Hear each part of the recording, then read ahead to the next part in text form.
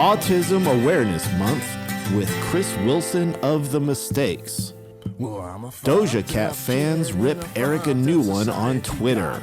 The Grammys don't honor metal music like they used to. And Chris takes us back to the good old days of Hollywood glam punk parties in the 90s. Drugs, sex, and rock and roll at its finest.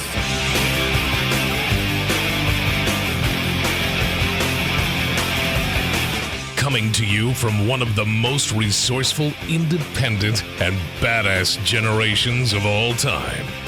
Welcome to the Gen X Brothers Podcast. Join Erik and Glenn, two half-brothers that make up one hell of a show.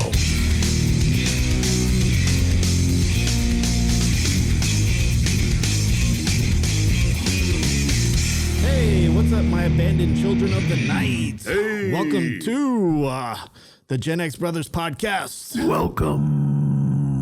You're here with my brother Erik and myself, JoJo wannabe JoJo. Yeah. No, just kidding. Hey, what's up, Erik? How you doing, man? Doing all right, man. Hanging in there. All right. Hanging in all there. right. Good show. All right. Thanks. Are you ready man. to party?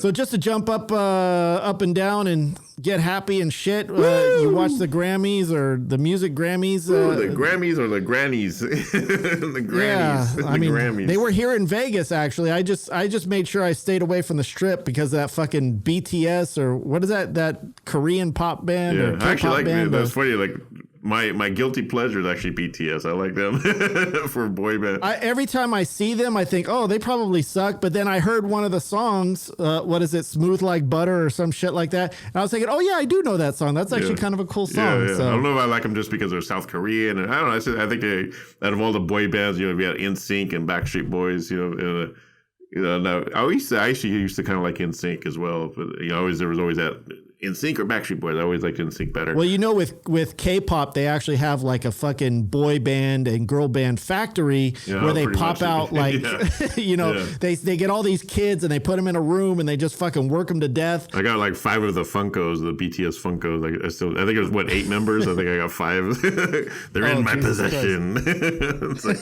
I'm a groupie. Well, here in Vegas, they had like a pop-up because they're playing 4 nights here at the Allegiant Stadium. Damn. Yeah, they sold out like 4 nights, can you believe it, in a row? And that's a huge stadium. Come to Portland, BTS. No. But they had like a pop-up selling merchandise, and I guess everybody was coming from all around the whole country at like 3 a.m. to go buy shit. I don't know.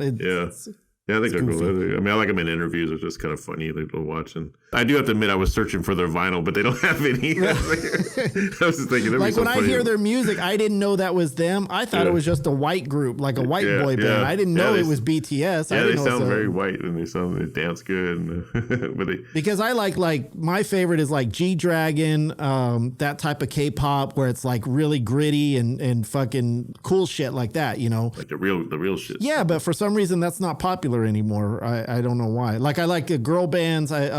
Tiara, like they're fucking. Those were my all-time favorite. I think it's probably still pretty popular. I know, anime is really big. Especially up here in Portland, I always see kids with anime going, and I think K-pop is part of the whole anime obsession. Yeah. Oh yeah. Yeah. Because a lot of them do like theme songs, like the opening credit songs will be like a really popular K-pop band or something like that, and.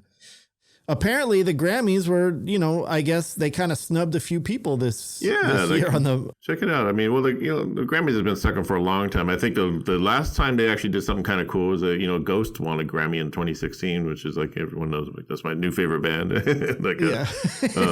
won a Grammy for one of the most satanic and heaviest songs on in their career. And they won a Grammy for that, but then.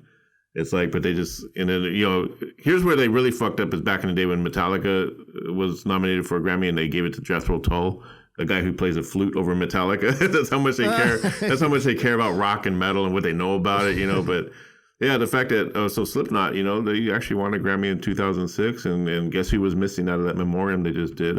Florence Henderson? No, Joey Jordison. Oh, okay. Okay. Yeah, the drummer of Slipknot. He passed away this year. And I thought a member of them already passed. Was that a different drummer or that was a different person that passed away? Because I'm not familiar with all the members of Slipknot. Yeah, me neither. I know he was the most recent. If they did have another guy pass away, I think he was the most recent. And he had the biggest impact just because I think he was one of the founding members as well. And yeah, he actually, they had like 20 members. Yeah, so, I mean, he's actually kind of a fan of our old band Will O Wisp. You know, he was from what Tony said. Tony said he's mentioned this a few times, and I think he was instrumental in because he used to book shows at the Whiskey.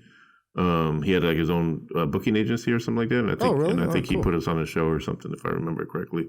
I never met him in person, but well, I remember I was at the world premiere of Jason versus Freddy at like it was like a big deal. It was the red carpet event and shit. And I went with Crazy J. Actually, I went with Crazy J, and I think I went with Christine as well, your ex-wife.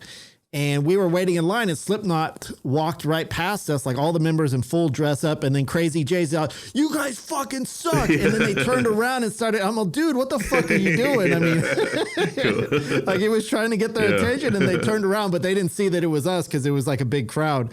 And I was like, what the fuck, man? What the hell's your problem? But here's what I'm pissed about the Grammys. It's like the Grammys are supposed to represent music, right? The Grammys are supposed to honor musicians. But here they are, like, they're honoring people who lip sync. They're people like, it takes 5. If you look at this, when it says a song is nominated, like a pop song or whatever, and I'll tell you who the songwriters are. For one song that has like maybe 2 chords in it, it takes 10 songwriters for it. You know, there's like 10 names on that sucker. Yeah.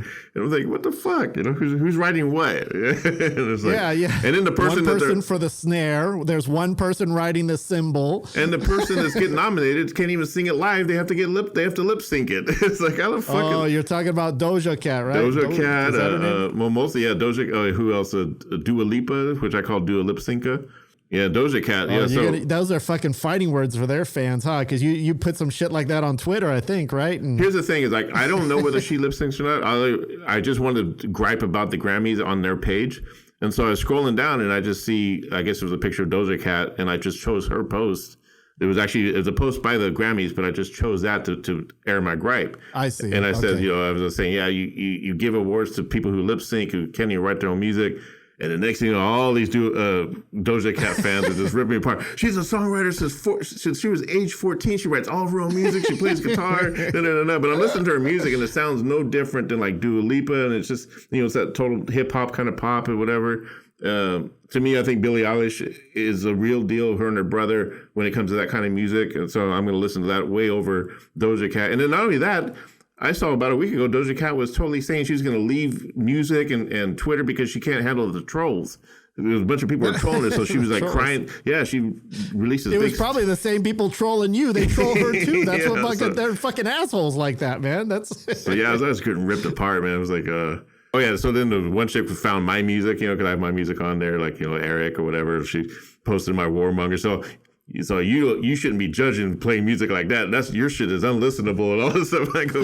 And I just said, well, thanks for sharing. Thanks for sharing my stuff. It's like, I love when people get mad for you putting somebody down, and then they turn around and put you down and do the exact same fucking thing. I love that they do the extra work of like going on my profile, and that's how those Trumpers. We used to get in a debate with these Trumpers, man, and they would be hardcore and stuff, and they would go on my profile and then they'd start posting pictures of me in makeup and stuff and trying to put me down. I'm thinking, dude, you're not insulting me. You're actually complimenting me by doing the extra work and going on my profile and everything. It gets publicity. Yeah, man, and then they're like seeing that I'm a counselor, and then they're trying to say, "Oh, you do counseling, but you're an addict," and it's just like they're trying to put me down. It's like, dude. Yeah, most counselors are addicts. That's how they know what they're talking about. You dumbass. But it's funny to them. They think they're actually getting one over on me. It's like, no, dude, you're actually helping me out just by you're pushing my name out there.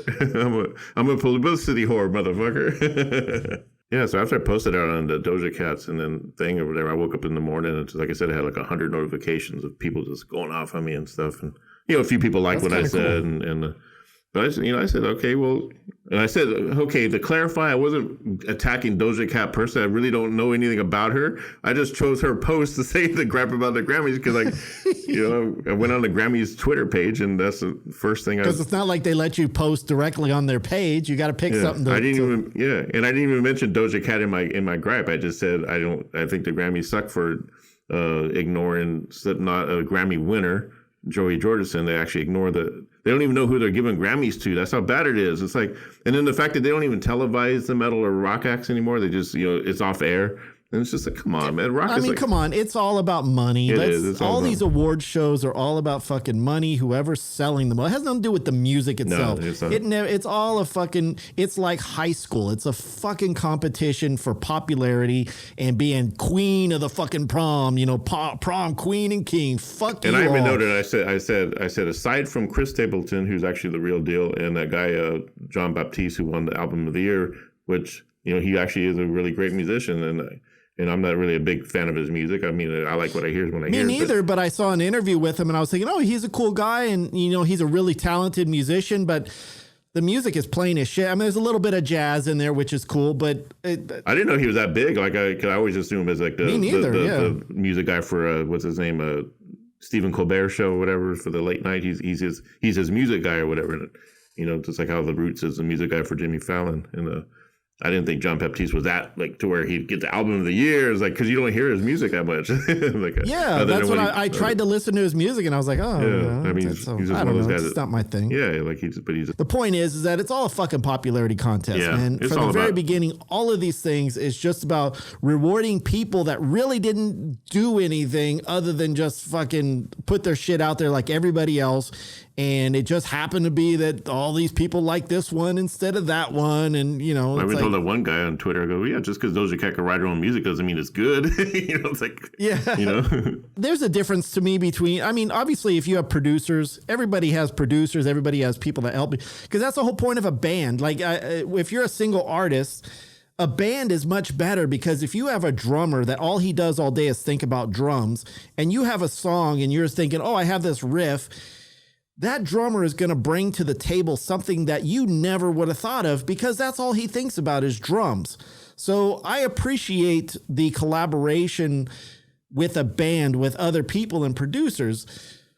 But at the same time, if you're trying to just a prop for the music industry and you kind of just, you're kind of house-made, you're kind of like a robot, then, I'm not saying Doja Cat is because I don't know enough about her to say something, but in general, it seems like a lot of the pop music is these people that go on fucking reality shows and win contests and they're kind of just groomed. That's all they are.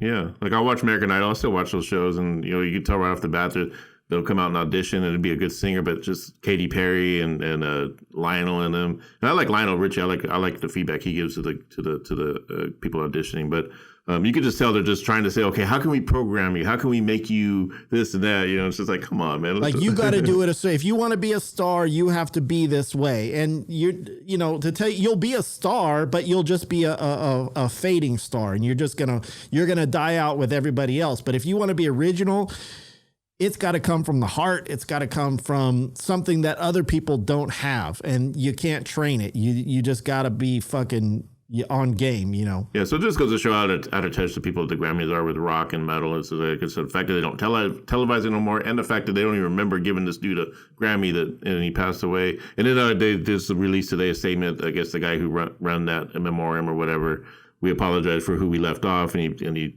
did acknowledge Joey Jordison, but after the fact, and he also acknowledged Johnny Z, the founder of Megaforce Records, which I thought that would have been way cool if they would have put that in there, because not especially for that commercial mainstream crowd, but the fact that at least they did that. But he's responsible for Metallica. Metallica was the first band he put on his label. With Kill 'Em All and Ride the Lightning, which Metallica won a Grammy too. Out of that, I think Metallica is a Grammy-winning band, right? I'm pretty sure. Yeah. For probably like Inner Samuel. Yeah. So the Grammys, if it wasn't for Johnny Z, the Grammys wouldn't be able to give Metallica a Grammy. For make that money and whatever they. Well, that's why they announced it off the off the show later on, to where nobody could, all the other fans wouldn't, because again they have to. I mean, I understand they have to please their constituents, and those are the people that pay the bills. Yeah, they got to go with the flavor of the month, flavor of the week, I think the biggest disappointment to us, or probably to me, is the fact that rock and metal isn't at the forefront of music anymore. It's kind of sad, It's all this just regurgitated fucking.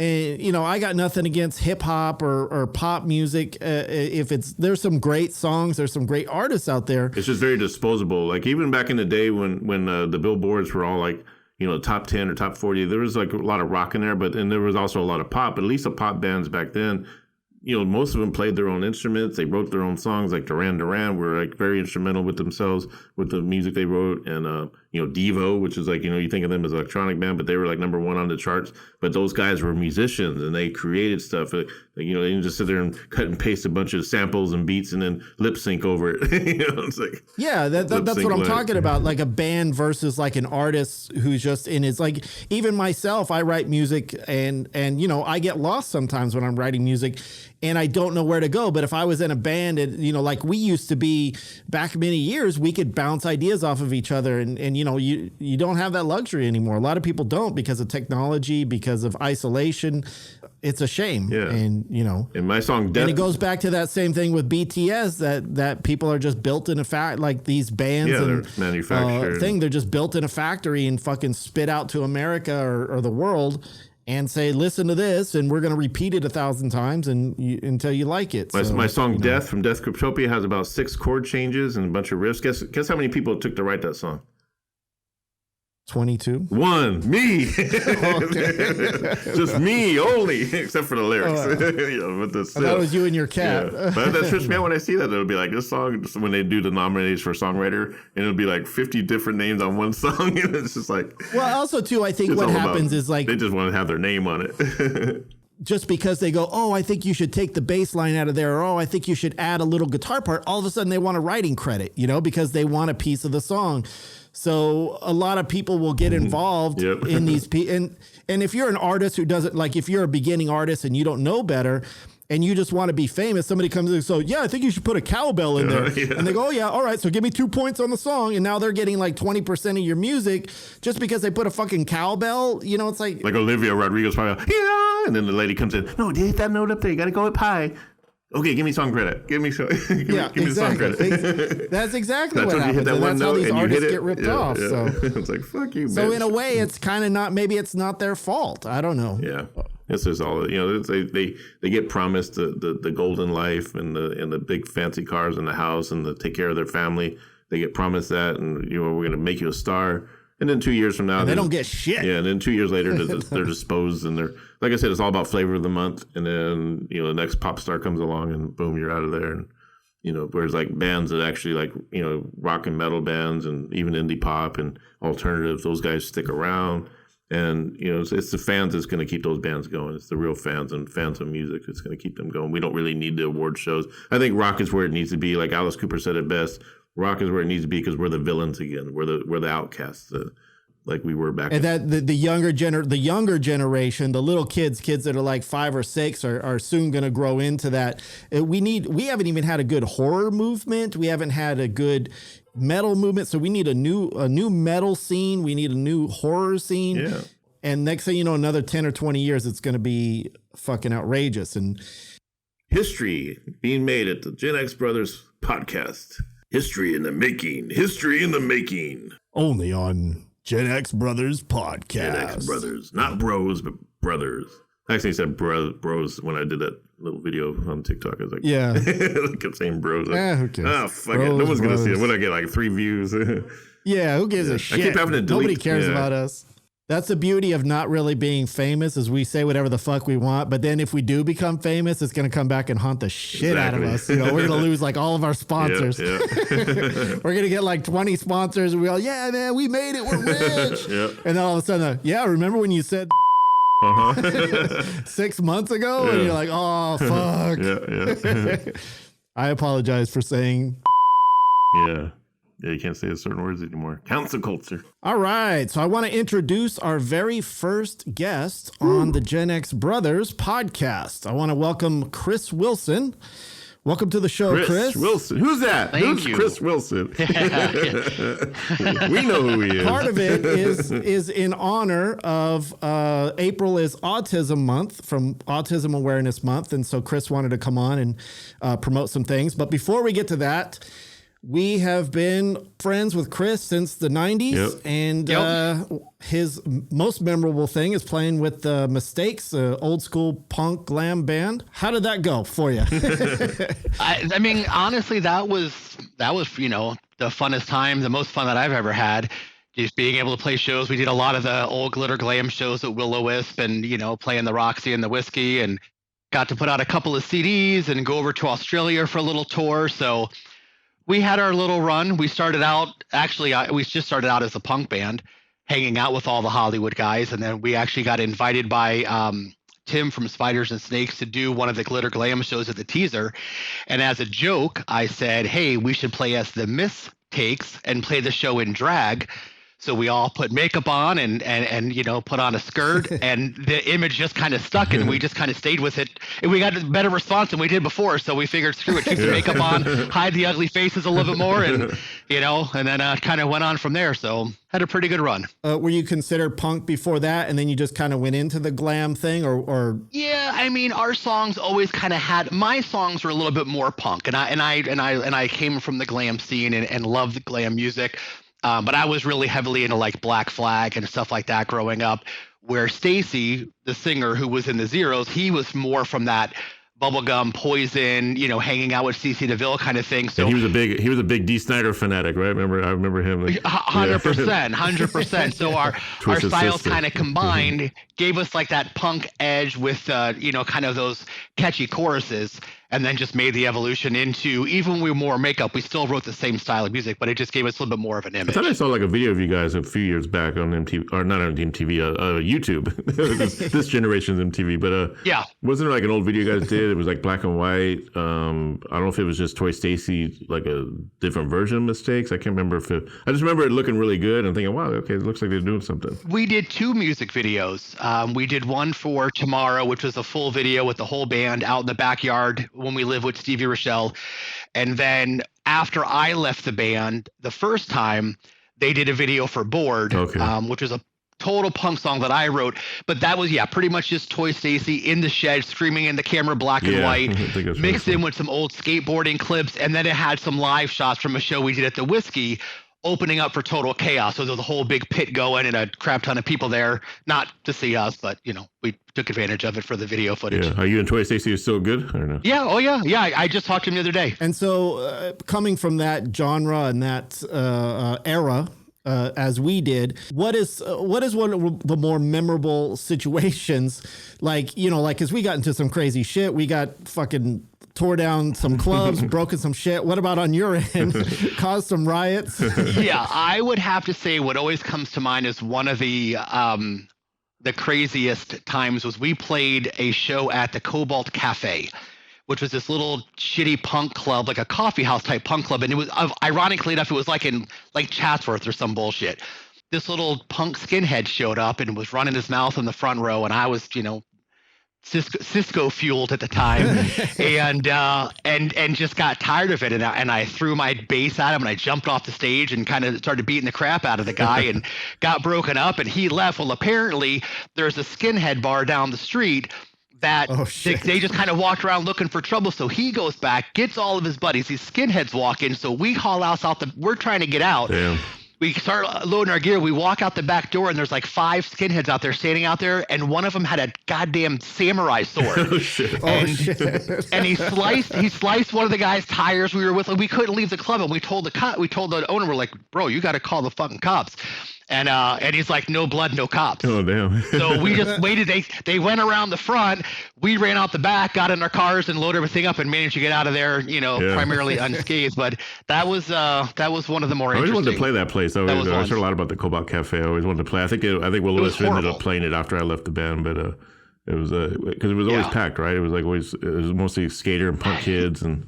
Yeah, because it was all ages, so a lot of kids would go there, and all the kids that were out in the valley that couldn't get to Hollywood because mommy wouldn't let them go over the hill and all that kind of stuff. It almost sounds like the experience we had at the Rock in I think it was in Reseda when we played, and I was going to cut my chest, and then I guess they freaked out and they cut our sound off, and then the roadies come up on the stage, and I socked one in the face, and then one roadie grabbed me by the neck or whatever, and I swear to God, he dragged me in a headlock from the stage all the way and threw me out the door, like I was on the ground, like this. The best part about that show is that our fans started fighting with, because I guess the house band was their equipment that we were using because, you know, we didn't bring our own equipment. So Tony starts smashing the drum set. And of course, it's not his drum set. So their fans get pissed off at us. Yep. So our fans start fighting with them. So there's this big brawl in the audience. And one of the girls started spraying pepper spray through the whole club. So now everybody's choking and fucking, we're like fighting. I'm just trying to get my equipment, get the fuck out of there because my equipment is expensive. And Tony's fighting. The bouncers are fighting. That was our first gig at the Rock and our last gig at the Rock. Yeah, I bet. Good Lord, pepper spray. That gives me that gives me PTSD from Lonnie and National Business. Yeah, we talked about that a while back. We're like, this classic MO, man. Good Lord. It was brilliant though. So now you kind of came over from Florida. Is that my understanding? Like with Kenny, was it who like? So all of the guys that were in Hanky Panky, which then on went to change their name to Revolution Hazy. Oh yeah, I remember that. So we all lived together here in Florida. There was 4 guys in the band, and then us 4, me and 3 other guys. We were like in the crew, but we were all like brothers. So we all just kind of pooled our money together, moved across the country. Randomly enough, like we thought about it as a joke, and one of the guys in the crew, Bobby, called called Headline management because they saw Pretty Boy Floyd was playing and booked them a show opening for Pretty Boy Floyd before we even had enough money to move there. So to kind of give us the incentive, and just kind of it worked out, and they played a bunch of shows, and then when they disbanded, that's when I had met Stacy, and that's when we kind of formed the Mistakes. He had just left the Zeros, so it's kind of like perfect timing for us to do our own thing. Who else was in the Mistakes? Yeah, because it always seemed like you guys all came from that same pool of,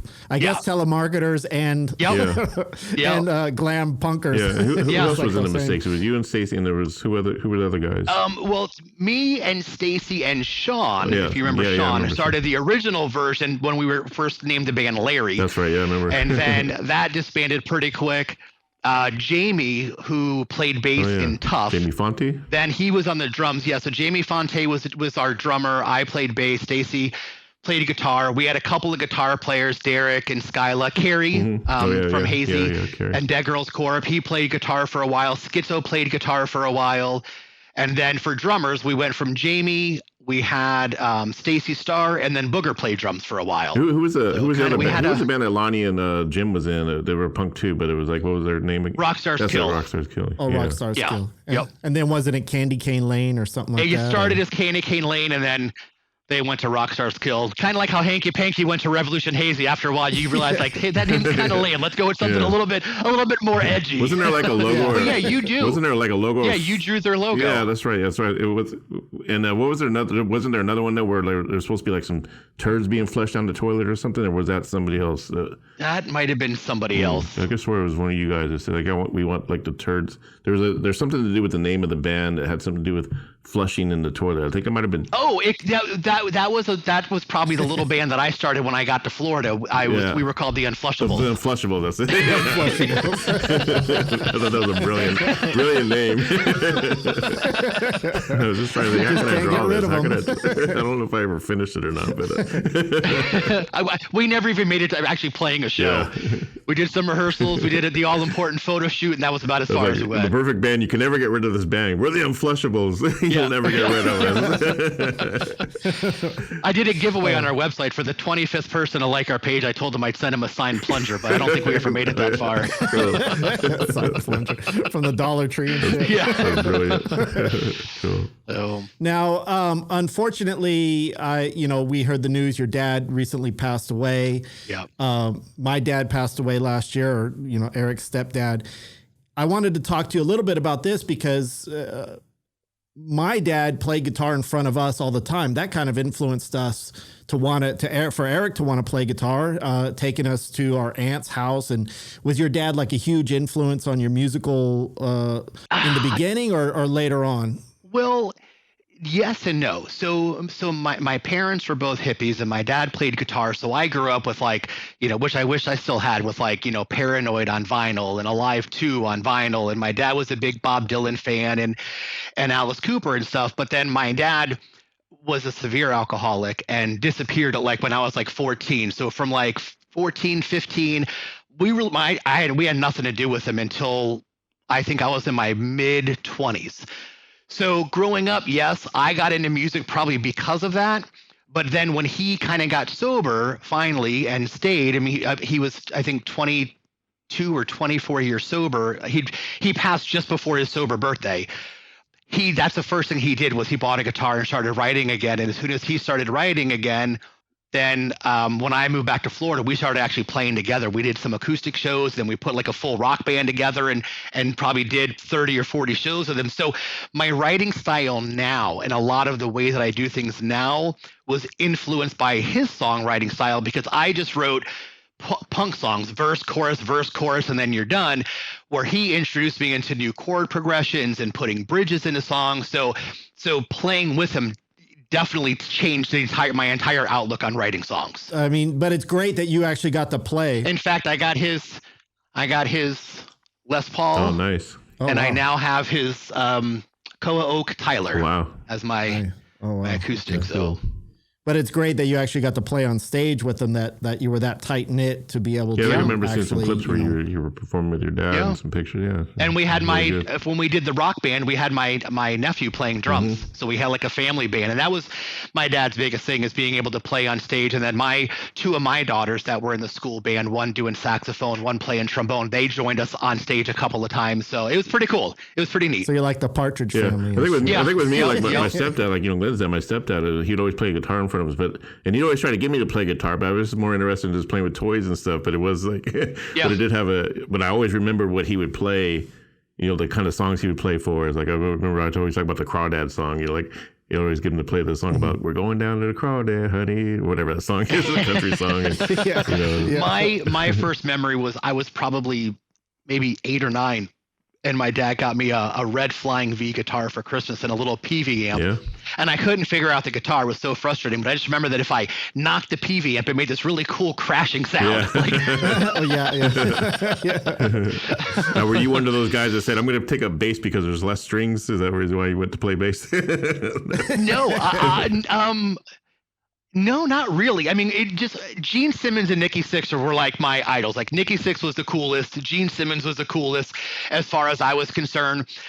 Sean, when Sean and we grew up in high school together, and before he switched to drums, he always wanted to be a guitar player. So he had a guitar already. So I'm like, okay, you have the guitar, I'm going to play bass. That's what Nikki Sixx plays. And, it just kind of evolved from there. And then, it just kind of stuck, and it just seemed like, Stacy played bass in the Zeros, but he wanted to switch to guitar and singing, so it just worked out well to stay on bass and just kind of go that route. I've had a bass for 30 years or so. I'm going to figure out how to play it one day. Yeah. I've mastered 2 out of the 4 strings so far. I'm the same way. Like, once you're a guitar player, you're just going to play bass like a guitar. You're never going to. Right. That's just how it is. It's an everyday progress thing. So, What is Stacy doing these days? Is he in another band, or is he? No, he's just doing his own thing. He lives out in Las Vegas, and he actually works for this like pretty high-end kick-ass motorcycle dealership that sells like the crotch rocket style bikes. He also does supermoto racing, like on off-road dirt bike racing and stuff. So he's been heavily into that. He's real big into that scene. He helps organize events and shows and at tracks in Vegas and California and stuff. So I haven't seen him on Facebook or nothing in a long time. Like, it's been years. And yeah, he's hit or miss. He sometimes he'll go do a lot on social media. Then sometimes he just kind of goes underground for a little bit, but but he's doing well. He's doing good. So you and Sean live back in Florida, right? Like, so is it you and like all the crew still, or no? No, Sean actually moved to Kansas like 7 years ago. Okay, that's right. I think I did. And he still lives there. A girl that he married was from Kansas, so they went there. They since divorced, but they're still friends or whatever. But yeah, no, he loves it. He loves being in the middle of nowhere. So as far as being down here from the old crew, it's just me and Kelly, the singer from Revolution Hazy. Everyone else is. Who was that other guy that hung out with you guys? He was like, I think he ended up moving back to Florida, but he was like a fireman or something, or he was a firefighter. That was Aaron. That was Aaron. Right, yeah. He was one of the guys in the crew. That was the drummer for Hazy. That's right, yeah. Eric, that was his brother. Okay, that's right. So, he was a cool dude, kind of quiet and calm. He just he's off the grid. No, I don't think anyone's really heard from him, but that's what he always preferred anyways. Yeah. Kind of deal. And I still talk to Carrie. Yeah, I see him on Instagram every now and then posting. He seems like he's doing good in life and stuff. Yeah. And so when you come from obviously Florida to Hollywood, is that like a culture shock for you, or is Florida just as fucked up as Hollywood in the 90s? Or it's a whole different kind of fucked up. We got the Florida man, we got the we got the idiots down here. Yeah. But it was definitely an adjustment. Like, we were like really into the glam things, but for us, glam was like, Vane and Kick Tracy and Shotka Messiah. And then when you get to Hollywood, and it's a different kind of glam because you had people like, all the guys with the colored hair that we weren't used to seeing. And it was a little bit of an adjustment. But even the music was more like the Heartthrob Mob, which was more like punk influenced, where you had like Big Bang Babies that were glam, and then Alley Cat Scratch that was like the sleaze. But a lot of those guys were doing more of that punk stuff. So that was kind of an adjustment. I liked it because I come from a punk background. But it was definitely an adjustment to get used to, and just just the whole scene of just the way walking into the bathroom and seeing people just doing whatever they want to do at the tables and on the floor. Just they're not snorting cocaine or having sex. If they're having sex, they're barfing in the toilet. It's like, exactly. Something's always going on in the bathroom. It was a culture shock to see this, that a lot of people in California, just the stuff they did, they didn't hide it. It was just out in the open. So that took a little bit. What year did you guys move there again? What year was it when you guys moved there? Before the earthquake or after the earthquake? We moved there before the earthquake. We moved there in 93. Yeah, we were there for just about a year, or maybe we moved in 92. You missed the riots? We were there for a year. Get there for the riots? We missed that. We got there. We were there for just over a year when the earthquake hit. Yeah. We had a house out in Van Nuys, and we had some friends that were from Minnesota that were visiting, and we had got shit-faced the night before, and we woke up, a couple of us woke up at like midnight and started drinking from the kegs. So like me, Sean, Aaron, a couple of people, we were toasted when the earthquake hit. So we didn't know. I remember Sean and I, the first thing Sean and I did was we ran to the table to set our beers down so they wouldn't spill. Yeah. Now, did you guys have a plan before going from Florida to Hollywood? Did you guys have a plan, or did you guys just live in, like how we did? We lived in our car for a few months and maybe even longer than a few months. But did you guys have to do that? We all worked. Kelly hooked us up. We all worked these security jobs at night for pumpkin stands, and then we did it for Christmas trees, where we would just kind of stay at the lot all night when they were closed. This guy had like a chain of these stands.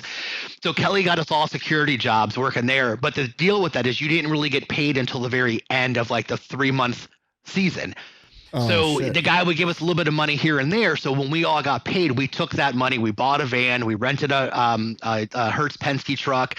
We all got in the back, and it was one of those ones that had the doors that go from the back of the truck to the cab. Yeah, okay. So we put some couches back there, loaded everything up, and just drove to California. We didn't have a place to stay. We stayed in a hotel for the first few nights until we found a house to rent. But then we were lucky enough that there was 8 of us, and we all had money. We moved there with like,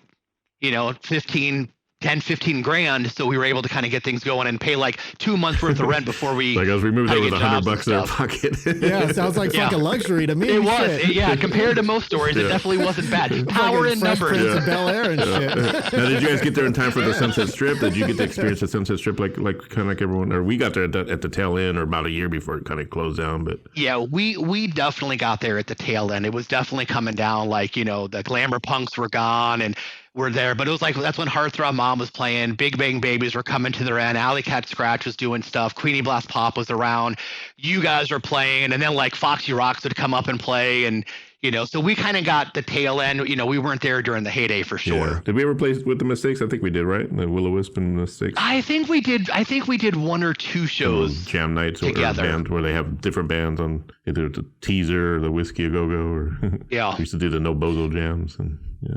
Yep. Now, were you guys treated with like playing on the Strip and things like that? Were you treated with respect as a band, or do you feel like you had to fight for because we were always the outsiders. Us, Will-O-Wisp, we were always fighting for every fucking scrap we got.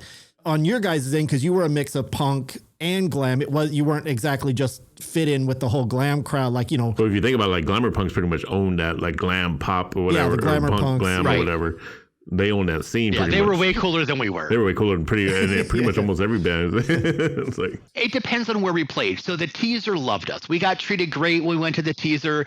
That's why we played there so much. Like because we always got a lot of respect, and the crowd that we drew, they kind of liked the music and the image. Some of the other places that we played, like if we'd play something like the Anti Club or Al's Bar or something like that, like they didn't like us immediately because we had eyeliner on or wore makeup. So we kind of had to fight with our music to kind of prove that we belong there. some of the glitter glam shows, and no disrespect to anybody that was there, because everyone has their own scene, but all like the lunchbox girls that would show up, they weren't really into the punk music. They wanted the boppy stuff. They wanted the hot blonde haired singer. They didn't want some Stacy snotting on him with a 6'6" with his mohawk and Cisco slurring that Cisco breath kind of drooling all over him. So it was a little bit of a mix. And then Stevie Rochelle was really instrumental in kind of getting us kind of recognized, and we actually had Hollywood Records approach us at one point, but they told us that they liked our music, but they didn't like our image. They wanted us to take all the makeup off, and then they would kind of talk. And that's the singer of Tough. We were stupid. Stupid. We were like, we're not changing. Screw you.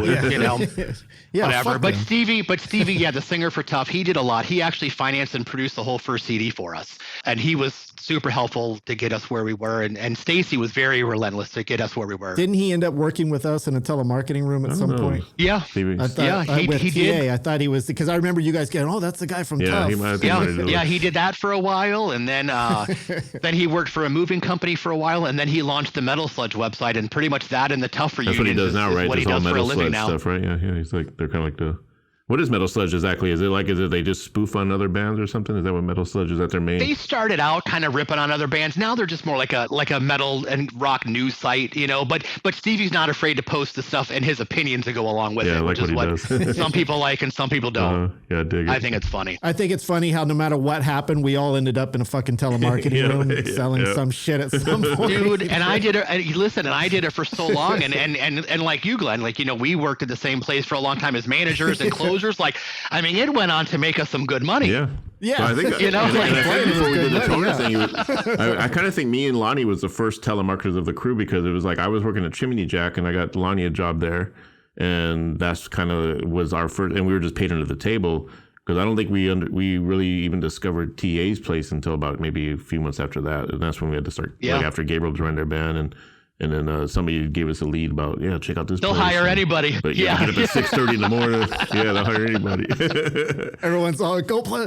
You could dress however you want. You're just on the phone, dude. Now keep in mind, to really age ourselves, we did not start in the toner industry. We started in the ribbon industry. Oh, yeah, the ribbons. Yeah. Yes, that is true. Yes. The toner came along. What the hell is this? I still remember Okidata 320 for the ribbons. And then we got into HP4. Some packaging tape and shit, man. Good times. Now, obviously, everybody who was in the scene kind of knew of Lonnie. Are there any horror stories, or unfortunately, before he passed away? How many hours did we have on this show? Yeah, I don't have any horror stories about Lonnie, and I loved Lonnie. He was the greatest. He definitely, turned into, and took a wicked turn there towards the end. But when he lived in the warehouse with us for a while. When one of the guys moved out, Lonnie needed a place to stay, and I remember that the two stories that stand out the most. The first one is one time he wasn't home and his room just reeked, and we're like, we have to figure out what the smell is coming from, and he had like a plate of food or something in there, but we noticed he had punched a hole in the drywall in his room, because we lived in a warehouse and we built the room, so it just 2x4s and drywall. So we looked in the drywall and he had full cans of beer hidden in the walls of his room.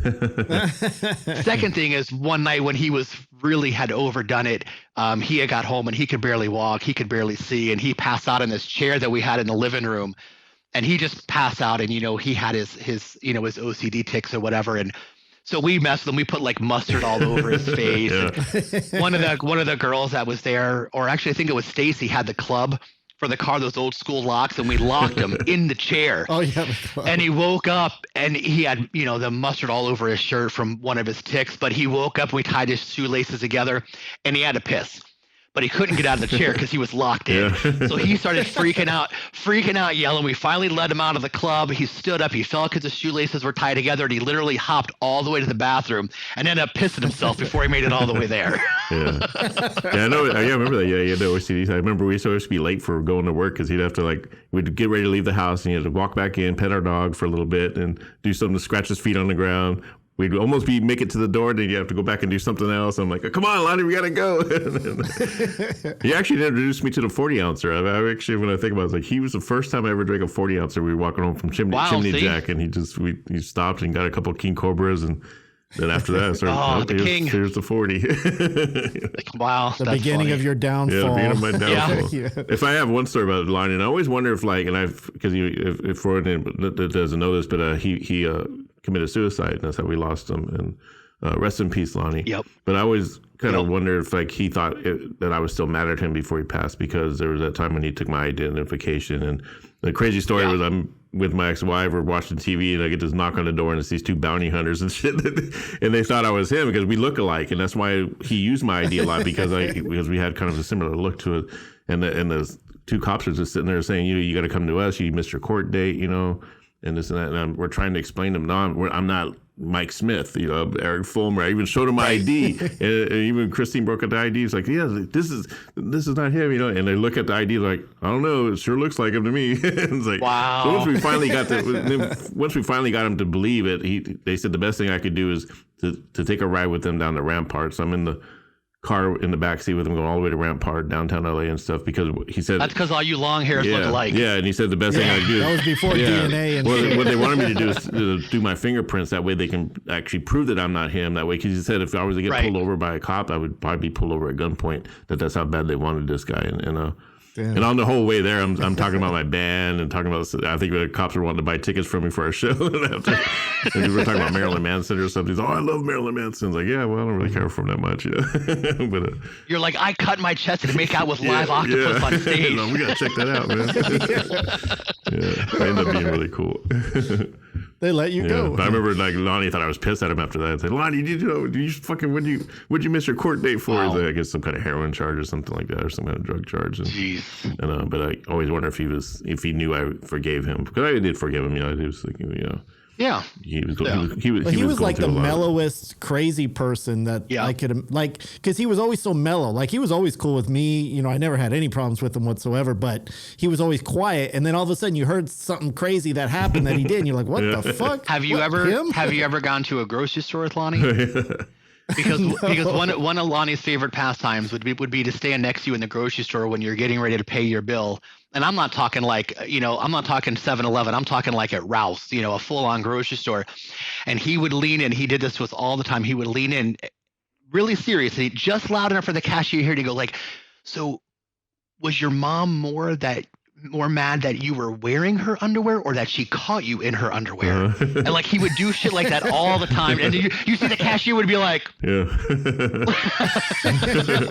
When we first met Lonnie, it was him and his friends that moved from Georgia, and they were we were living in that place on Yucca and Cherokee in Hollywood, and this might even be before you guys met him or so, but he was living next door and always hanging out with these strippers, and me and him had sex with the same chick, and because we just became instant friends. And because he would buy everybody food, he gets credit card numbers, and he would use his credit card to order food, and it'd be Chinese food one day, pizza the next, and I guess back then it was very easy to use someone else's credit card number. You just got to go down there.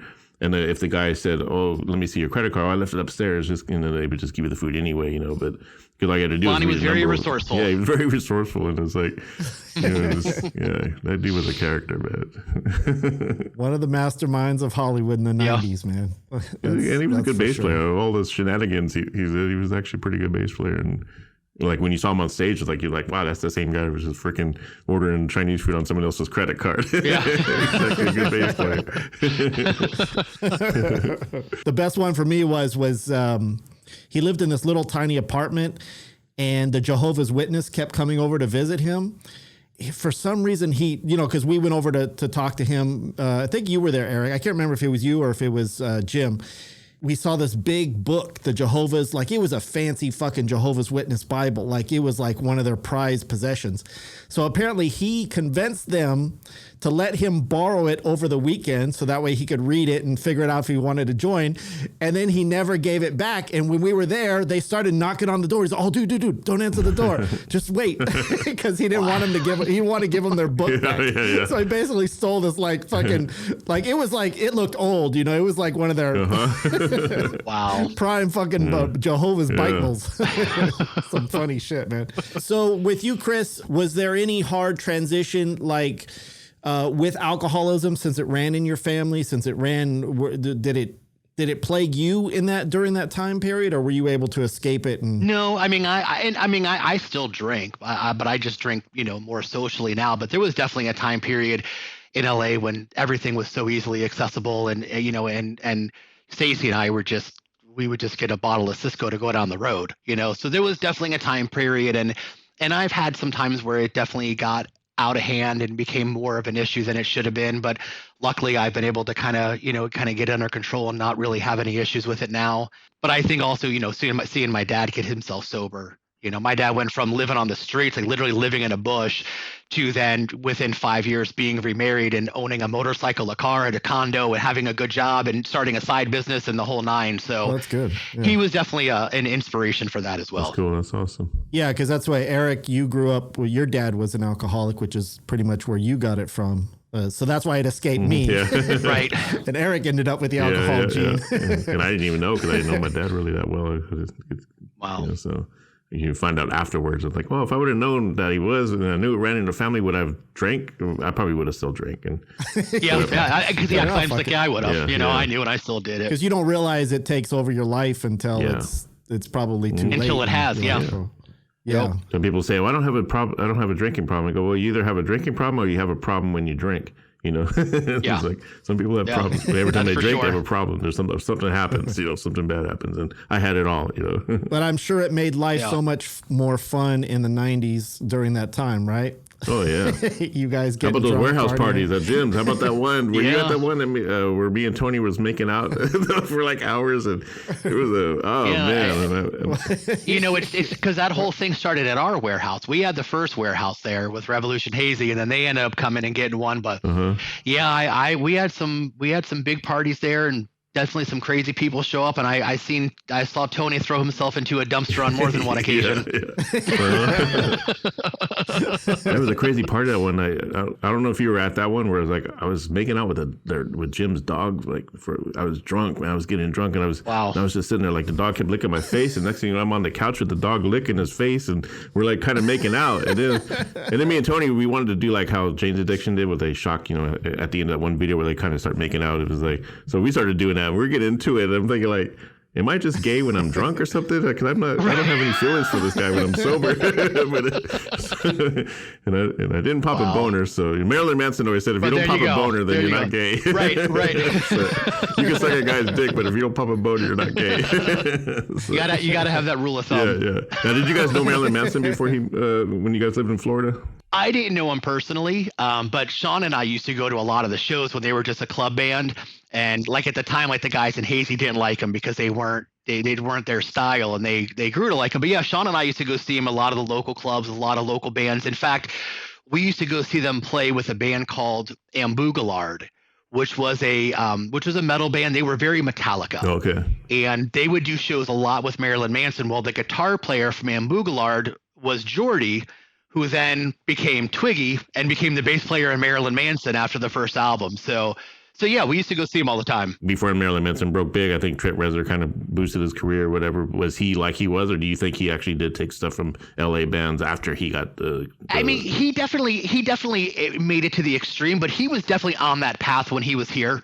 In fact, Sean and I got to go to the record plant in Santa Monica when they were recording the first album and got to meet Trent Reznor for like a half a second. But the drummer of the band, we had a friend that was a friend, so we went and picked him up, and we went out and had some drinks and stuff. Yeah, we used to like going to see him, and they definitely, over the years, they went from pulling in 12 people to 1,200 people. So Trent definitely helped. I think Trent helped them find their identity. And kind of bring all those guys that had such independent influences, kind of help bring them together into a more cohesive looking and sounding unit, which definitely helped. Because he had a fanzine, I guess, at that time too. I remember Tony said he used to send them our demo, and I don't know if he wrote about us or not in that fanzine, but he probably said you guys. Tony said he saw him at a book signing, and Tony hit him up. He's like, "Yeah, I sent you guys a demo," and he said Marilyn Manson remembered. Yeah, I remember you guys. I got your demo, and.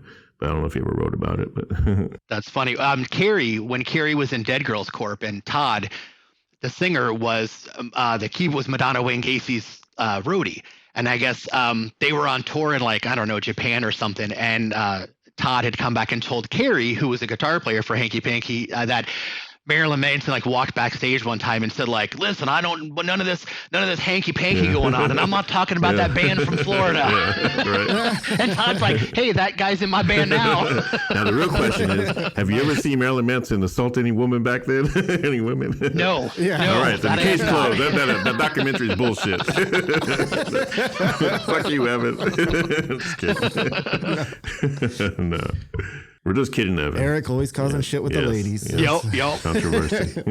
Okay, well, I do want to mention before we wrap it up here that the reason you wanted to come on is for autism. Yes. And you have a few causes that you're passionate about. One that I thought was really cool, the cookbook. Yeah. Or the recipe book. Yeah. So basically in 2014, I founded a nonprofit called We Rock for Autism, where we were doing different events, raising money to help kids on the spectrum receive music therapy. And I ended up getting hooked up with this 80's festival through Stevie. Stevie was coming down to Florida to play one of those, rock festivals. And this festival like gave me sponsorship. So what I would do is I'd bring a guitar to the event, have all the bands signed it that I could get a hold of, and then auction off to raise money. So I got like the guys from Stryper, Frankie Banali, the girls from Femme Fatale, like Mark Slaughter, the guys from LA Guns, Faster Pussy, like all these bands at different times would sign these guitars. And one of the bands that would play as a guy was a band called Nova Rex, who had a hit back in the 80s, and they're kind of did their resurgence things. And the bass player has a kid on the spectrum. So he wanted to put this cookbook together. So we just started kind of brainstorming, and he knows a lot of people in the industry. And I reached out to like the guys in Tough and Davey Vane and his wife Olivia, and some of the guys from Warrant and Eddie Ojeda from Twisted Sister. And we put this, so we ended up getting this together, which is this whole cookbook. Oh, cool. Which is all, featuring people from Ozzy, which is like Randy Castillo. Yeah. Quiet Riot is Frankie Banali. Ricky Rocket's got a recipe in here. Davey Vane and his wife. So there's a lot of cool stuff in here. Yeah. It's a hardcover book. If you go to Rockin' without the G, Rockin' Recipes for Autism.com, the Kenny's still selling these. Yeah, I'll get one. Yeah. Yeah, they're super cool. I shut down the nonprofit last year. It just ran its course. It was too hard. Funding, COVID, no events. But my cousin, the reason I started the nonprofit, because my cousin has a child on the spectrum who's now in his 20s. I'm on the board of her nonprofit. So her and her husband run a store called Autism Awareness Shop. And it's in Tampa, Florida. And it's a thrift store. So you can go in there and buy all your Goodwill style stuff. But all of the money that they raise goes into... They do occupational and behavioral therapy and different therapies for young adults on the spectrum. And one of their workshops is they teach kids to be able to young adults to work in the thrift store and help them go into the workplace. So they have a lot of therapy services they provide to every kid on the spectrum, but their big mission is to help the young adults that can function well enough to learn to work in the workplace and help them get jobs. Because when kids turn, I think it's 22 or 24, they age out of the system. There's nothing for the kids to do. For people that are on the spectrum, that repetitive nature or needing to do something is such a part of their life on a daily basis that when that ends, they kind of really don't have a purpose anymore. And what people don't know is the suicide rate among young adults with autism is super high because they kind of have no purpose. So that's been her goal, to kind of work along the age of her son and kind of provide that ongoing service and training and help them get in the workplace. So she's a saint for what she does. Her family is amazing. I serve as vice president. I don't do as much as I would like to do. If you're ever in Tampa, or you can go to autismawarenessshop.com. They sell autism awareness merchandise, on there, different stuff. So that's my shout out to them, because what she does is pretty amazing. So you're telling me that when a kid turns 22, they're just supposed to all of a sudden not have autism anymore? Is that what the government's idea is? Like, basically. But yeah, it is. It's ridiculous because, these kids go through like daily therapy sessions and have daily tasks to be able to have them, be able to kind of know what they're doing and be able to communicate. And then those services just kind of stop and parents have to pay out of pocket, which is super expensive. There's just not a lot of programs out there. So she's made it her mission, as her son was coming close to aging out of the system, that if there wasn't something there, she was going to create it. And she did. And she's helping many, many people. Then they've had like the arena football team and the hockey team in Tampa like reach out, and they've got a lot of people that, they've been on the news for what they're doing. So it's super cool. So it makes me, that kind of pisses me off though, because it's like weird. Like, how stupid can people in government be that they don't understand that this doesn't go away just because you get older. It's not something you get better from. Did you just ask how stupid can people in our government be? Did you? Yeah. Do you know who our last president was? Than what they are. Like, how do we change that? That's what we got to figure out. I mean, we got to figure out how to fucking change that, because it's in reality, it is. It's voting for people that support equal rights for people with disabilities, and everybody should have access to equal care. But it's also finding these nonprofits that are founded with the grassroots and finding a nonprofit that supports what you like and trying to support them as much as you can. And it doesn't have to be a lot of money, time, a little bit of money, like every little thing helps. So unfortunately, it's not an easy process, and sometimes it's hard to find where to help, but they're out there. But yeah, it's not easy for the parents, for sure. Yeah, you mentioned music therapy. I was going to ask you, like, how successful is music therapy for someone with autism, and like, what do they get? So music therapy is super, super effective because a lot of the kids on the spectrum really relate to music. So it's not teaching the kids how to play music; it's teaching the kids through music. So putting their routines into a song. A lot of kids have difficulties. A lot are nonverbal, but they'll sing. So you can sing them a song and then they'll fill in the blanks. Like, they'll learn the words and fill in the blanks, and that helps them verbalize. And then from there, it kind of helps them communicate with their parents a little bit better. Or you can sing a song, and if you sing this song, they know what the end means. It's time to clean up, or it's time to, to have dinner. So it helps them kind of relate. It helps them with their communication. But like most people, because it's music, it's not, hey, you have to do this or repeat after me.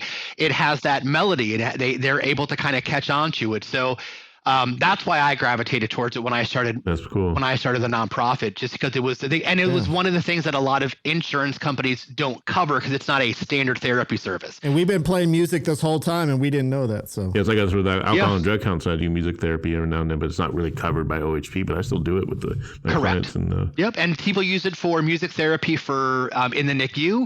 They use it for elderly people. There's a lot of.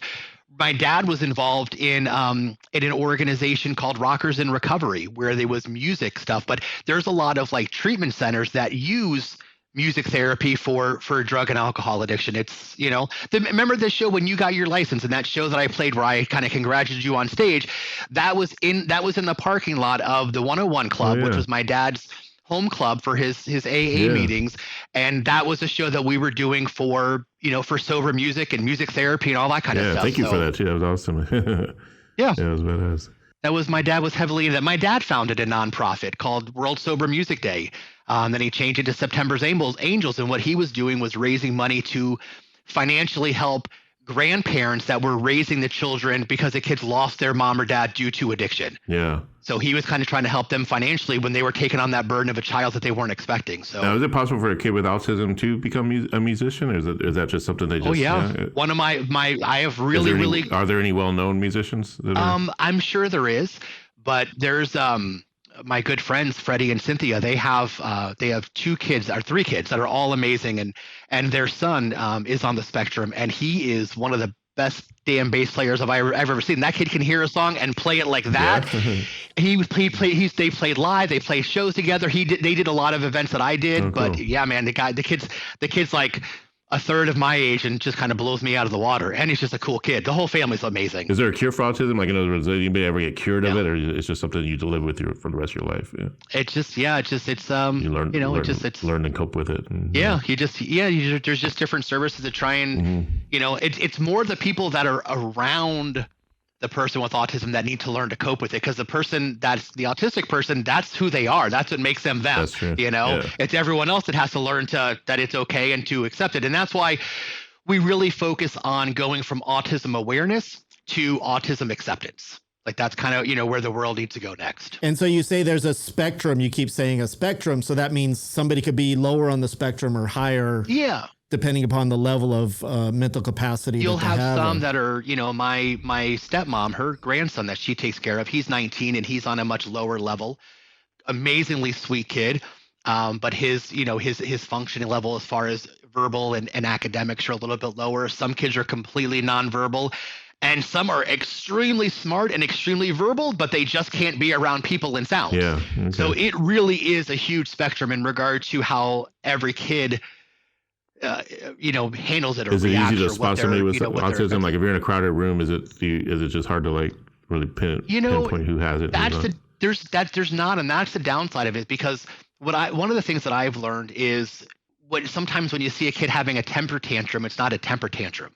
They're not bad kids. They're overwhelmed. The environment is too stimulating and they can't cope with it.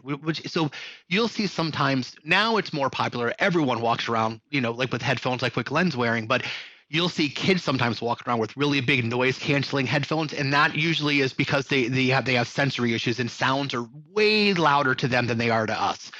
But sometimes they'll stim, they'll flap their hands as a way to kind of cope with their nervousness. So that's a way. But most of the time, it's I've met people that I found out were on the spectrum I would have never even known. Yeah. So you can't just look and see it, and it's really taught me when I see a kid that it's not always a kid behaving badly. You never really know what the reason is behind that behavior. And sometimes it kind of makes you feel bad when you're thinking, man, I called that kid a damn brat the other day. And now I realize the kid's not a brat. The kid's got a developmental disorder or, an anxiety issue or whatever the case is. So it's just, my thought process is the best way to live is to be kind to everybody until you know them. Let them show you how much of an asshole they are before you treat them like the asshole they really are. That's true. because most people will. Most people will give you a reason. Yeah. At least I don't think I could do it. At least for the younger generation. At least for the younger kids. I'm judgmental right from the get-go. I know. Fuck it. Well, we could solve world peace if everyone would just wake up and say, you know what, I'm not going to be an asshole today. Just live. Yeah. But then you got one jerk off and walking by in a MAGA hat. You just want to trip him and hit him in the back of the head with a baseball bat. So. Oh shit! That must be tough for you living in Florida. Oh, shit. Dude, it's terrible. That fucking guy across the street from me, he's got a big, huge flagpole with a "Let's Go Brandon" flag flying in his front yard. Dude, it's disgusting. You ever see Trump walking around? It's horrible. No, I'm a little further south than he is, but let's go. I don't know. If everybody would just eat a chip for Ukraine, I think we'd be better too. Let's do a hot chip for Ukraine. There you go. I challenge you, Chris. Right now. I already told Glenn I'm coming on, but I ain't doing the damn challenge. Yeah, that was a condition. Well, I'll tell you what, though, you have proved to me that I'm an isolationist, and fuck, man, because you got more foundations and do good than I fucking could ever imagine in my life, man. I barely leave the house, so I'm getting that way. That's kind of where I'm headed now. You're making me feel bad that I don't do enough for other people, but I don't do anything for anybody. Well, so you are doing something. You are doing something because you having Chris on. You're actually getting the word out, and I think that's right. Oh, you're given a platform. You're sharing stuff about Ukraine. You're making that well known. You're helping your kid's music career. You're helping your brother's music career. So you're doing your part. Oh yeah. All right, thank you. I'm going to heaven now. So there you go. Yes, you're going there to heaven. I opened up the gate to the stairway for you. The gates are open. Eric and I are still driving the bus on the highway to hell. Yeah. Coming to see you, Satan. That's the way it works. I'll pay my way in. But right now, I just focus on my family. I've got my wife, who so we're 13 years, and she's just absolutely amazing. Like, she's the coolest person in the world. I've got my two daughters, and I have two stepdaughters, which they're all my daughters. My two stepdaughters actually are in the process right now. They're 18 and 21, but they're in the process right now of legally changing their last name to Wilson, because I wasn't able to go through the adoption process because of their father. Like, it wouldn't work. But yeah, I got my youngest daughter is in Atlanta in 11th grade. My oldest daughter is in her first year of college on an academic scholarship at Georgia State University. My oldest stepdaughter is third year of college to be a teacher, and my youngest stepdaughter is just getting ready to start a really high-end kick-ass cosmetology school. For all kinds of stuff. So that's what's important to me, is my family, and I do the little things that I can. But 4 girls keep me busy. I guess caring counts. It counts if you good care. Parenting. Yeah. Good parenting. I never knew that. Now, do they like punk or metal, or are they into the different style of music than you are? No, different style. So the oldest one, Samantha, my oldest stepdaughter, she's mostly into country. My other stepdaughter, she got introduced into Radiohead and Green Day, and she likes that, but she's also likes like the Billie Eilish and the Ariana Grande crap. My daughter's getting in a lot of independent music. My oldest daughter, she's getting a lot of like independent alternative type stuff. And then my youngest daughter is kind of more of that stereotypical white girl pop middle of the road kind of so none of them got the bug for playing an instrument or anything. They didn't even get the. Well, my stepdaughters, one did the trombone, one did the saxophone for high school. Those don't count. Just kidding. My girls both did chorus in middle school and part of high school, but none of them have the desire to pick up a guitar or a bass or listen to the crap music that I listen to or sing like I scream, because I don't sing. I only know how to scream, apparently. No, you're pretty good, man. Doesn't that suck? Don't you just want to beat them and say, get on fucking board and grab a guitar and fucking rock, man? No, because what's wrong with you? Then I got to listen to them practice. I think I saw some of your videos, Chris. How long you do those where you're playing the singing acoustic guitar with those songs that you did? Are those your songs? Or I just do. Yeah, those are all my songs. Just, in the morning before work, sometimes if I write a song, I just, throw it on and record it and throw it out there just for the hell of it, just more so they were documented. Yeah, I saw that. I was like, okay. We're doing I'm putting together a memorial concert for my dad on April 22nd. And I'm going to be playing a couple of songs, and another good friend of his, Jeremy's playing. Kelly from Revolution Hazy, him and his nephew are coming down and playing a few songs. So we're all going to do like one original song, and then we're all going to cover one of my dad's songs, kind of in honor for him. Okay. So that's going to be. You ever record any music? Do you ever go in the studio with any of your new music or music that you did with your dad? No, my dad's recorded a lot. I've recorded some stuff with my dad, recording his songs, and then we've written a couple of songs together. Any plans to put it out, like digitally at least? Or he did. He has all of his stuff. He's got if you look at Paul Wilson and Friends SoundClick, he's got like 50-something songs on there. Cool. He's got He's got a crap ton on there. Some of the stuff that he wrote and recorded, some stuff that he wrote and had other people record, but they're all songs that he wrote. It's gonna be cool writing with your dad, huh? It was, I don't think I appreciate it as much as I should have, though. That always seems to be the case. You don't appreciate something until it's no longer available. Yep. All right. Well, hey, I want to thank you for coming on, Chris. I appreciate it. We really appreciate it. Let history be known that you're our first guest. Yes. First of many. Woo-woo. What do I win? Yeah. You win jack shit. You get to do the Death Nut Challenge with me. I didn't want to do nothing with your nuts. I can guarantee you that. Damn it. He's already got them out. I got the hot nuts. ready to eat. Nuts. Yeah. Well, it was awesome talking to you guys. Yeah, man, totally. We've been friends for so damn long, and we talk virtually all the time, but actually sit and have a conversation. Yeah, I think it's like the first time I actually face to face. Been on Facebook for years, and I've been on Facebook for years, but I don't go on there. No, you get unless you're promoting something. Yeah. Glenn doesn't go near. You're like, I'm like, I don't fucking give a shit. Like, oh look, I am still friends with Glenn. Oh look, Glenn's got a new podcast. I'm always complaining, man. Nobody gives me any likes, man. I share all this and nobody gives me any likes. It's like, Facebook is dead. Every time I see your crap, I always give you something. I think it's you and maybe 3 other people. I'm like, come on, man. But that humbles me. I downloaded your songs. I write reviews for you on Amazon. For all your music, which I love the stuff you're doing. Thank you so much. Yeah, I really dig it. Thank you. It's definitely good. It's got a cool direction. I like a lot of the stuff you did too. Before Death Cryptopia, when you were doing your own stuff with and I can't remember the name of the song, but the song that you did, that real moody kind of love song you did for your girl. Maybe. Yes, love that song. Yeah, and, so good. And then your son's stuff he's pretty good. Yeah, he's we just moved to Vegas and he's still in Portland, Oregon. So okay. Same thing with Erik. Now Erik can't record either. I can record, but I gotta come down here so that way I can record him. You gotta find a studio, or that's what's been slowing me up. Sin City, huh? Yeah, because I was the one producing all their shit. Yeah, and, I'm the one with the good equipment. Yeah. That's because you're the one that didn't spend all your money on drugs and booze when you were back in the day. He wouldn't even buy a stool. He just sat on the damn floor with his keyboard. Right. That's how cheap I was. I didn't even know there were keyboard stands existed at that time. I was like, you can buy a keyboard. Wasn't that keyboard from like Radio Shack too? Wasn't like a Radio Shack keyboard? Yeah. Realistic. I think at one point I even put it on a music stand that we found in the garbage or something, just because like, I'll put it on there. He was like Schroeder. As long as you didn't put it on a trash can, you were safe. He was the gothic Schroeder from Charlie Brown. Very cool, guys. Thanks, I appreciate it. You guys enjoy the rest of your show, and I'll keep watching and listening. And you're always welcome back too. So we'll have you back and tell some more stories and have a good time. All right. Thank you. All right, That's man. Chris Wilson. All right, man. Hey, can you hang on a second? Yeah. Hey, Glenn. Papa and Maris too. How you doing? I hear you don't like my music. I hear you don't like Ghost very much. You say we're too perfect. Wait, who is this? Are you a punk rocker, man? Hey, who the fuck are you? Papa 1, Papa 2, Papa Papa 2, 34? Papa 2. Papa 2. I'm missing my hat, though. But as you can see, Yeah. we just got a new album called Impera. And it's selling like hotcakes. Are you ready to party? Yeah! But you were fired. They're on Papa 3 now. Oh, Papa 3. What are you doing promoting your Papa 2? Get the fuck out of here, man. Yeah. You got to make way for I the want new my Papas. job back, man.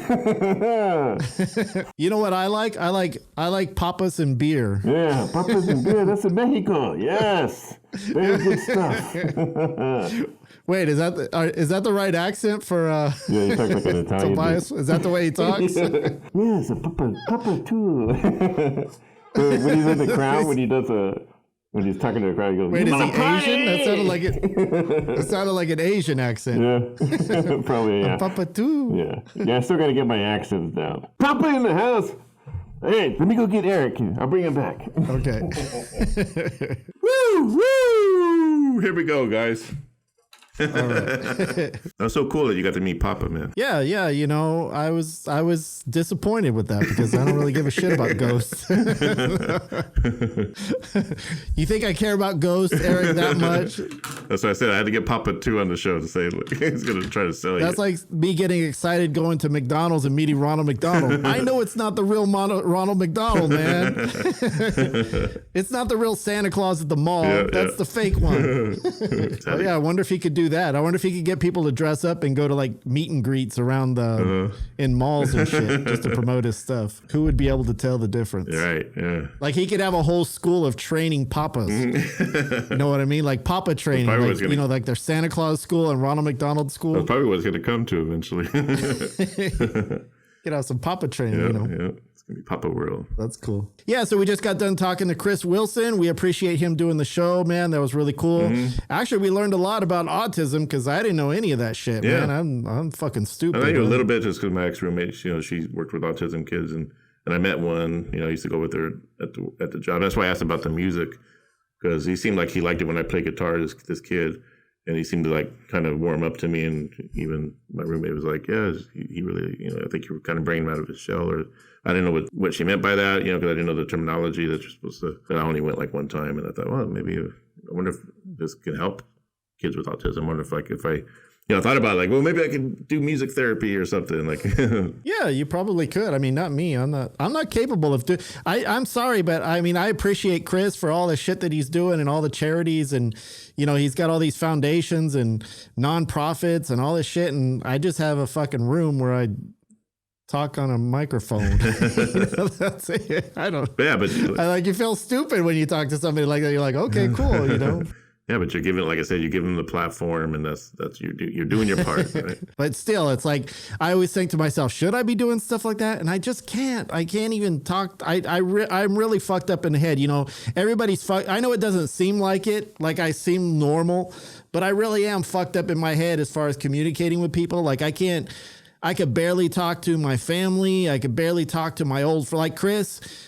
He's been an old friend of ours since like the 90s. He's a really cool guy, but that's the first time I talked to him in like 10, 15 years, you know, other than a few words here and there on Facebook. And it's just weird how like my brain works. Like I can't, I don't know. Yeah. I'm an isolationist. I stick to myself. Yeah. I'm in my own zone, my family that's within this zone, and you, and that's about it. Other than that, I don't talk to anybody. I don't associate with anybody, which is why I haven't caught COVID yet. So, you know. Yeah, I'm kind of the same way. Like I'm kind of forced to talk to people, you know, at my job or whatever. But I'm just the type to like, even with friends, like I won't talk to them unless they talk to me first. Like I don't even like reach out like, hey, how you doing? What's up? You know, how's your day today? Like I wait for them they usually just contact me, then I'll reply back, you know. I mean, I even used to hate going to the supermarket just to fucking avoid chit chat. Like I hate like little like, oh, how are you doing today? How's the weather? I can see what the fucking weather is. I don't give a shit. Like I mean, obviously I know now that you're kind of helping that poor guy has to work there 8 hours a day and you know, you're making his time pass. So that's why I'm a little bit more lenient as far as offering more chit chat than what I normally did. But you know, 10 years ago, I wouldn't talk. People would say, hey, how are you doing? I'd be like, hey. And I wouldn't say anything. I'd be just like, shut the fuck up. Yeah. I don't care. Just leave me alone. Let me check out. Let me do my thing and get on with my life, you know? Like, I don't know. My brain is like functioning different than other people. So there's probably a terminology for it. Social anxiety, social something. Antisocial child. But, you know, but definitely I commend Chris for doing all the shit that he's doing, man. That's great that he's, Kudos to the Chris, man. We'll have to have him back on. We thank you, Chris, for coming on here and being our first guest. Yeah, sharing some crazy stories of Hollywood. And fucking Lonnie will be the topic of everybody in Hollywood, man. There's going to be front page news tomorrow. Erik and Tony made out like freaking lovers. Yeah, we didn't even really touch on that. Like, we should have like if Metal Sledge, more attention to that. If Stevie Rochelle remembers who I am, he'll probably write about it in Metal Sledge. That's It'll be the headline of Metal Sledge. Will-O-Wisp members make out. Well, you know, Tony still plays music pretty prominently in a band, so we're going to ruin his career. Yeah. I was kidding. Come out of the closet. Well, Tony, do you remember making out with your former guitar player? We swear we're only gay when we drink. Not that there's anything wrong with that. Nothing wrong with it, but it's just when we drink. Hey, women do the same thing all the time. You know, women get drunk and start making out and shit. So and some people only smoke when they drink. You know, some people always smoke. Yeah. Yeah, homosexuality is an acquired taste when you're drinking. I only suck dick when I drink. Or when you want some crack. Yeah, when I want some crack. When you need some crack money. Come on, man. That's what I used to have some guy that worked for me. Like, he was a total ex-crackhead. Mm-hmm. And that's what he told me. He's like, I'm not gay, but man, when I needed some crack money, I go down there and suck dick anytime. Fuck, man, I get me $20. Yeah, I think I remember that guy. I'll do that shit. Fucking Gary, man. Oh, yeah. Yeah, I remember that. Yeah. But hey, what we do for love. What we do for love. Yes, it's all one big love. One big love. Love is sexuality. Yeah. So. Why put labels on it? Love is love. Why put a label on it? Exactly. And sex is sex. Sex is sex. Mix them together. Yeah. So and you get lovely sex. Yeah. Why are there so many LBGTQ? But why do you need so many labels? Just Yeah. Just call it people. Yeah. You like what you like. You love what you love, and that's a good thing. Yeah. But I guess that's just like people. I guess that's the same as saying all lives matters instead of Black Lives Matter. What I understand is like, okay, gay and lesbian, right? But if you're lesbian, why aren't you just considered, like if gay is considered for men, lesbian is women, but then why is there LGBTQ?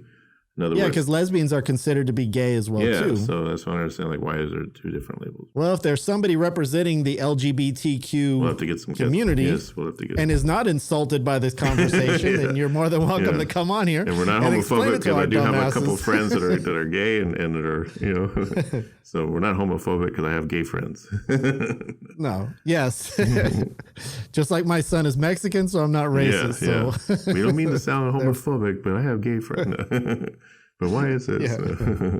All right. So anything else happening in the news, Erik, that you want to talk about? Anything on your mind that we can wrap up the show with? What else have we been talking about? What else has been happening? Obviously, the Ukraine's still going on. That's all that's on TV. Isn't it weird how COVID kind of disappeared because of Ukraine? Like what? CNN can't cover diseases anymore? Yeah. I'm going to go on the conspiracy theory that it was all planned out. Putin is the one that cured COVID by invading Ukraine. It was all meant. Thank you, Putin, for curing COVID. Destroyed it. Well, he didn't cure COVID. He cured the CNN distraction. He destroyed his reputation just to cure COVID. So we can get our lives back again. He sacrificed Russia. That was his whole plan. That's what he's going to come out and say now. That was my whole plan. I only invaded Ukraine so that way CNN would stop fucking talking about COVID. I mean, he's got to be the dumbest motherfucker, man. Like I thought Trump was dumb, but Putin is just stupid. He's got to be feeling stupid how bad this thing is going. Like, and the fact that now we hear that he's being lied to by his advisors won't even tell him the truth about how bad the war is going. Well, get off your fucking ass. Of course not. I tell him, get off your ass and watch CNN then. That's part of the problem. That's why all of those leaders do bad, because it's like they don't pay attention. And like, you're not going to lie to Putin. Fucking hey, you're going to get killed. Like, I'm going to say, yeah, sorry. That's like fucking the guy telling Darth Vader that he lost all the troops and then he gets choked and shit, you know? You just don't do that. That's a death sentence for sure. We should just give him back Alaska. We should just give him Alaska and throw in Sarah Palin as a bonus, and that way you can leave Ukraine alone. Then they used to own Alaska. Yeah. Well, I like how they finally put sanctions on his daughters or something, and I'm thinking, this is what bugs the shit out of me, is that they keep saying there's new sanctions. It's like, if those sanctions were available like a month ago, why the fuck did you not do it then? Why are you waiting? Like, all the sanctions you could possibly put on somebody, do it right at the start of the atrocity. Don't trickle it out over time. Like, oh, well, we'll do this one and see if he changes, and then we'll do it again. Like, do them all. Yeah. What? Like, why not? Yeah, what the fuck is wrong with they these keep people? waiting for people to die, and then, let's throw this on them. No, more people died. They just attacked a train station, I think today, and 50 people killed. And like, they're just dragging it out, you know, just get it over with. Put every possible sanction, completely cut the country off. It'll last for a couple of weeks and then we'll be done with it. But at this rate, they're dragging it on for months, or even it's going to be like years and shit, because they're trickling it out. I notice the news, man, they're not holding back when it comes to just showing bodies on the ground. Like, you know, it used to be like, you know, you used to have to like kind of see it when you see it. But like now it's just like part of the news is it's showing these bodies thrown over the ground and really graphic. Well, you know, I'm sorry, but one of the things that bugs the shit out of me during a tragedy like this, and it happens during like a mass shooting or something, is the fucking human interest stories that CNN does. Yeah. Oh, it bugs the fucking shit out of me, talking about somebody, they were lost and, oh, they survived and all this. Like, it's just fodder for your ratings, you know? You're just exploiting these people. Like, how did you feel when that bomb dropped next to you? What do you mean, how did I feel when a bomb dropped? I fucking was terrified. What the fuck do you think I felt, you stupid ass? Like, what? Like, I don't have to tell you. You have the footage. Show it. You know, it's like, Jesus Christ. It just bugs the shit out of me that they exploit people so much. I hate all news companies do that. CNN, Fox, they all exploit people for their own benefit. Oh, I just fucking yell at the TV and I just end up playing, video games and shit instead. Just fucking Elden Ring is badass, by the way. Oh, yeah? Yeah. I've been playing Elden Ring but instead of doing my work. All right, that's our show, everybody. Yeah. Again, we want to thank Chris Wilson for coming on from The Mistakes, the old school Hollywood glam punk band. I want to thank Papa too for popping in real quick. Yeah, thank you, Papa, you son of a bitch, trying to brainwash me with your fucking shit. You gotta join the cult. You gotta join the cult. And we want to thank all the people that trolled Erik for Doja Cat on behalf of Doja Cat. Thank you for sharing my music. Yeah, giving him 2 more likes that goes to Ukraine. Those shares. So those streams are gonna go to Ukraine. 50 cents. Yeah, I donated $5 this week. All right, thank you, everybody. That's our show. We will talk to you next week.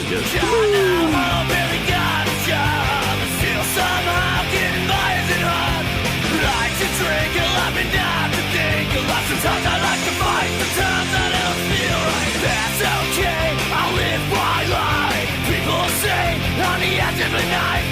Lock myself in my room, trying to twist it.